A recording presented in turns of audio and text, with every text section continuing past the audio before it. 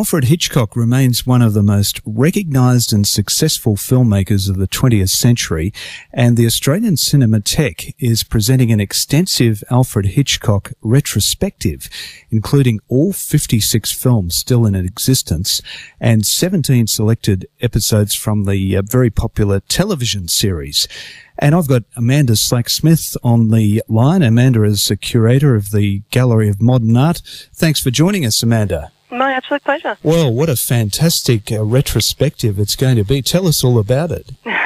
It is. We launched it last Friday, so we're a week in, and it's been fantastic. We started with the Psycho and the Birds, which is, what a way to begin. And we've also started with his silent films as well. Well, a lot of people have seen Hitchcock films like North by Northwest and Dial M for Murder, but seeing them on television and seeing them on the big screen is a different thing altogether, isn't it? Oh, totally.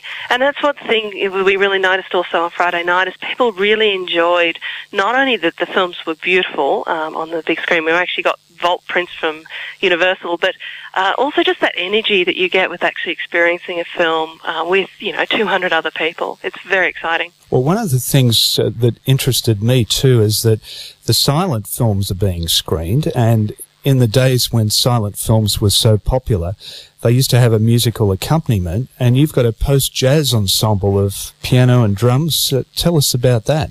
Yes, the Quadratic Contingency is actually doing a musician in residence with us for the Hitchcock program. So they are actually accompanying all 8 silent films. And there's actually a movable number in the actual band, depending on the film and what the film needs. So yes, piano, drums, clarinet, and double bass. We had xylophone last week, which was beautiful. And the experience of actually having live scoring on stage at the same time as the film is very electrifying. It's the best way to see silent cinema. And you've also got a Hitchcock lounge with a jazz band as well.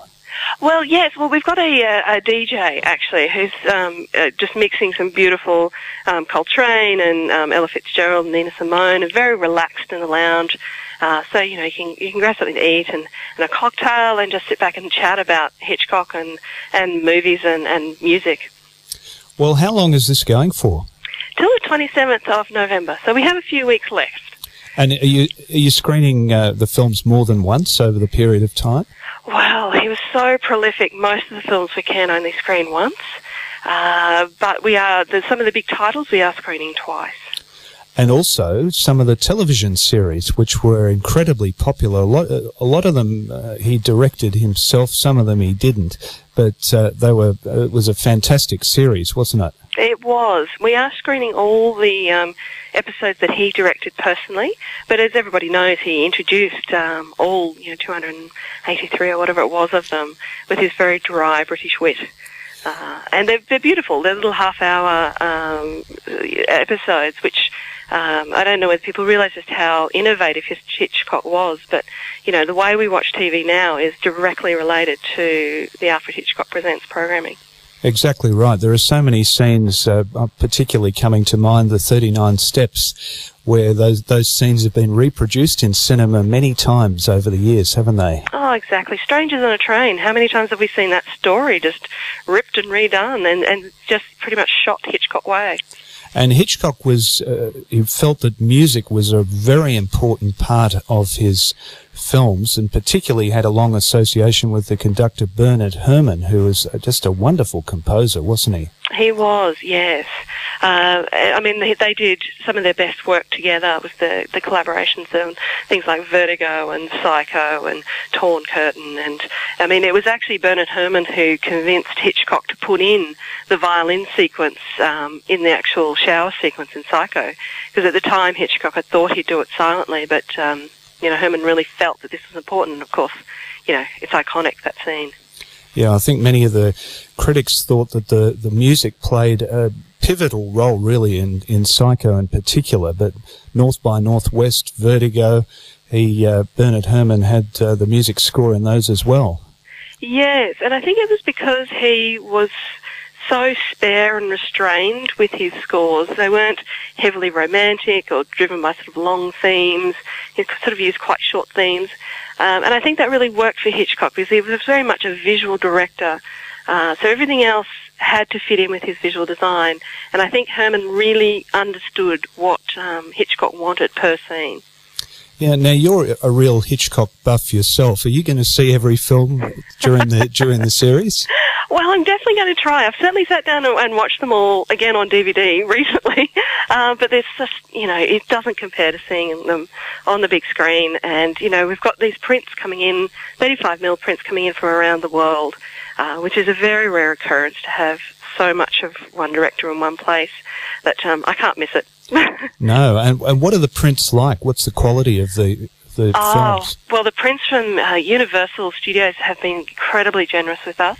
They've let us access their 35mm vault prints, which is very rare. They don't let them out of the country very often, and they are in pristine condition. The colour in the birds was just magnificent. Wow. Well, this is really an experience not to be missed, because it's not going to happen very often, is it? I would be surprised if it happens again,